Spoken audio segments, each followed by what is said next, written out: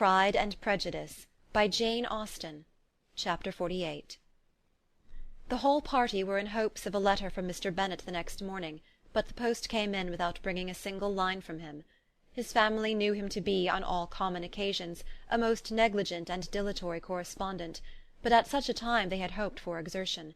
They were forced to conclude that he had no pleasing intelligence to send, but even of that they would have been glad to be certain. Mr. Gardiner had waited only for the letters before he set off. When he was gone, they were certain at least of receiving constant information of what was going on, and their uncle promised, at parting, to prevail on Mr. Bennet to return to Longbourn, as soon as he could, to the great consolation of his sister, who considered it as the only security for her husband's not being killed in a duel. Mrs. Gardiner and the children were to remain in Hertfordshire a few days longer, as the former thought her presence might be serviceable to her nieces. She shared in their attendance on Mrs. Bennet, and was a great comfort to them in their hours of freedom. Their other aunt also visited them frequently, and as always, as she said, with the design of cheering and heartening them up, though, as she never came without reporting some fresh instance of Wickham's extravagance or irregularity, she seldom went away without leaving them more dispirited than she found them. All Meryton seemed striving to blacken the man who, but 3 months before, had been almost an angel of light. He was declared to be in debt to every tradesman in the place, and his intrigues, all honoured with the title of seduction, had been extended into every tradesman's family. Everybody declared that he was the wickedest young man in the world, and everybody began to find out that they had always distrusted the appearance of his goodness. Elizabeth, though she did not credit above half of what was said, believed enough to make her former assurance of her sister's ruin more certain, and even Jane, who believed still less of it, became almost hopeless, more especially as the time was now come when, if they had gone to Scotland, which she had never before entirely despaired of, they must in all probability have gained some news of them. Mr. Gardiner left Longbourn on Sunday. On Tuesday his wife received a letter from him. It told them that, on his arrival, he had immediately found out his brother, and persuaded him to come to Gracechurch Street; that Mr. Bennet had been to Epsom and Clapham before his arrival, but without gaining any satisfactory information, and that he was now determined to inquire at all the principal hotels in town, as Mr. Bennet thought it possible that they might have gone to one of them, on their first coming to London, before they procured lodgings. Mr. Gardiner himself did not expect any success from this measure, but as his brother was eager in it, he meant to assist him in pursuing it. He added that Mr. Bennet seemed wholly disinclined at present to leave London, and promised to write again very soon. There was also a postscript to this effect. I have written to Colonel Forster to desire him to find out, if possible, from some of the young man's intimates in the regiment, whether Wickham has any relations or connections who would be likely to know in what part of town he has now concealed himself. If there were any one that one could apply to with a probability of gaining such a clue as that, it might be of essential consequence. At present we have nothing to guide us.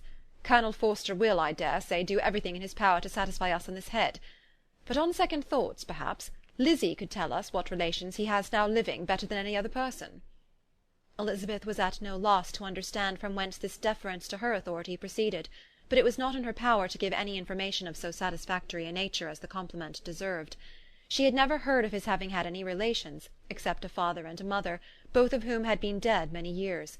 It was possible, however, that some of his companions in the shire might be able to give more information, and though she was not very sanguine in expecting it, the application was a something to look forward to. Every day at Longbourn was now a day of anxiety, but the most anxious part of each was when the post was expected. The arrival of letters was the grand object of every morning's impatience. Through letters, whatever of good or bad was to be told would be communicated, and every succeeding day was expected to bring some news of importance.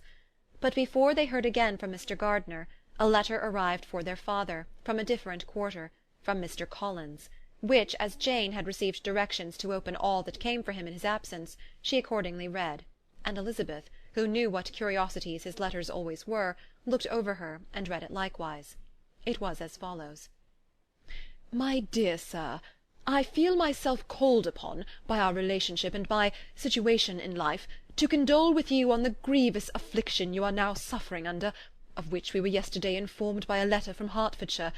Be assured, my dear Sir, that Mrs. Collins and myself sincerely sympathise with you and all your respectable family in your present distress, which must be of the bitterest kind, because proceeding from a cause which no time can remove. No arguments shall be wanting on my part that can alleviate so severe a misfortune, or that may comfort you under a circumstance that must be of all others the most afflicting to a parent's mind. The death of your daughter would have been a blessing in comparison of this, and it is the more to be lamented, because there is reason to suppose, as my dear Charlotte informs me, that this licentiousness of behaviour in your daughter has proceeded from a faulty degree of indulgence, though, at the same time, for the consolation of yourself and Mrs. Bennet, I am inclined to think that her own disposition must be naturally bad, or she could not be guilty of such an enormity at so early an age. Howsoever that may be, you are grievously to be pitied, in which opinion I am not only joined by Mrs. Collins, but likewise by Lady Catherine and her daughter, to whom I have related the affair. They agree with me in apprehending that this false step in one daughter will be injurious to the fortunes of all the others, for who, as Lady Catherine herself condescendingly says, will connect themselves with such a family? And this consideration leads me moreover to reflect, with augmented satisfaction, on a certain event of last November, for had it been otherwise, I must have been involved in all your sorrow and disgrace. Let me then advise you, dear sir, to console yourself as much as possible, to throw off your unworthy child from your affection for ever, and leave her to reap the fruits of her own heinous offence. I am, dear sir, etc., etc. Mr. Gardiner did not write again till he had received an answer from Colonel Forster, and then he had nothing of a pleasant nature to send. It was not known that Wickham had a single relationship with whom he kept up any connection, and it was certain that he had no one near living. His former acquaintances had been numerous, but since he had been in the militia, it did not appear that he was on terms of particular friendship with any of them. There was no one, therefore, who could be pointed out as likely to give any news of him, and in the wretched state of his own finances there was a very powerful motive for secrecy, in addition to his fear of discovery by Lydia's relations, for it had just transpired that he had left gaming debts behind him to a very considerable amount. Colonel Forster believed that more than £1,000 would be necessary to clear his expenses at Brighton. He owed a great deal in town, but his debts of honour were still more formidable. Mr. Gardiner did not attempt to conceal these particulars from the Longbourn family. Jane heard them with horror. "A gamester!" she cried. "This is wholly unexpected. I had not an idea of it." Mr. Gardiner added in his letter that they might expect to see their father at home on the following day, which was Saturday. Rendered spiritless by the ill success of all their endeavours, he had yielded to his brother-in-law's entreaty that he would return to his family, and leave it to him to do whatever occasion might suggest to be advisable for continuing their pursuit. When Mrs. Bennet was told of this, she did not express so much satisfaction as her children expected, considering what her anxiety for his life had been before. "What! Is he coming home, and without poor Lydia?" she cried. "Sure he will not leave London before he has found them. Who is to fight Wickham and make him marry her, if he comes away?"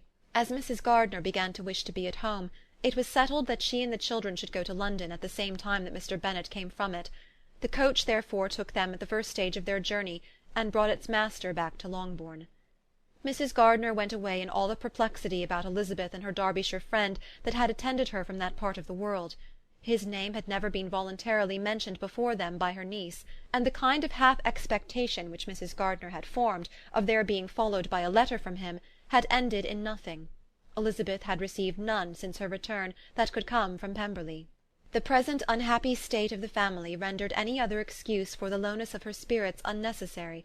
Nothing therefore could be fairly conjectured from that, though Elizabeth, who was by this time tolerably well acquainted with her own feelings, was perfectly aware that, had she known nothing of Darcy, she could have borne the dread of Lydia's infamy somewhat better. It would have spared her, she thought, one sleepless night out of 2. When Mr. Bennet arrived, he had all the appearance of his usual philosophic composure. He said as little as he had ever been in the habit of saying, made no mention of the business that had taken him away, and it was some time before his daughters had courage to speak of it. It was not till the afternoon, when he enjoined them at tea, that Elizabeth ventured to introduce the subject, and then, on her briefly expressing her sorrow from what he must have endured, he replied, "Say nothing of that. Who should suffer but myself? It has been my own doing, and I ought to feel it." "You must not be too severe upon yourself," replied Elizabeth. "You may well warn me against such an evil. Human nature is so prone to fall into it. No, Lizzie, let me once in my life feel how much I have been to blame. I am not afraid of being overpowered by the impression. It will pass away soon enough." "Do you suppose them to be in London?" "Yes. Where else can they be so well concealed?" "And Lydia used to want to go to London," added Kitty. "She is happy, then," said her father drily, "and her residence there will probably be of some duration." Then, after a short silence, he continued, "Lizzie, I bear you no ill will for being justified in your advice to me last May, which, considering the event, shows some greatness of mind." They were interrupted by Miss Bennet, who came to fetch her mother's tea. "This is a parade," he cried, "which does one good. It gives such an elegance to misfortune. Another day I will do the same. I will sit in my library in my nightcap and powdering gown, and give as much trouble as I can. Or perhaps I may defer it till Kitty runs away." "I am not going to run away, papa," said Kitty fretfully. "If I should ever go to Brighton, I would behave better than Lydia." "You go to Brighton? I would not trust you so near it as Eastbourne for £50. No, Kitty, I have at last learnt to be cautious, and you will feel the effects of it. No officer is ever to enter my house again, nor even to pass through the village. Balls will be absolutely prohibited, unless you stand up with one of your sisters, and you are never to stir out of doors till you can prove that you have spent 10 minutes of every day in a rational manner." Kitty, who took all these threats in a serious light, began to cry. "Well, well," said he, "do not make yourself unhappy. If you are a good girl for the next 10 years, I will take you to a review at the end of them." Chapter 48